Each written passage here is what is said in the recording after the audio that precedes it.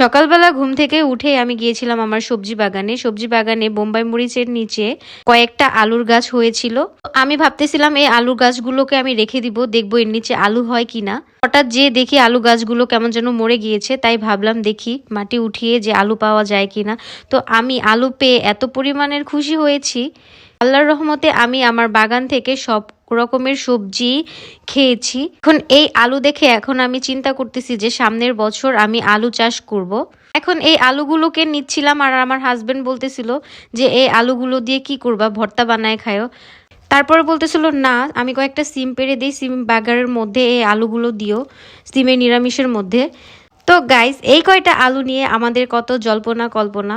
আমি বলতেছিলাম না, আলুর সাইজগুলো যেহেতু ছোট, তাহলে আমি এই আলুগুলো দিয়ে আলুর দম খাবো। এগুলো নিয়ে অনেক হাসাহাসি করতেছিলাম যে দেখো, গাছের জিনিস এর কদরই আলাদা, নিজের হাতের বোনা। যাই হোক, এই আলুগুলা কিন্তু আমি এখানে লাগাই নাই, এখানে আলু পচা আর কি সার হিসাবে দিয়েছিলাম, তো ওখান থেকে গাছ হয়েছে। তো এখান থেকে বেশ কয়েকটা আলু পেয়েছি, মাশাল্লাহ। আর আমার ভিডিওটা কেমন লেগেছে জানিও কিন্তু। টাটা।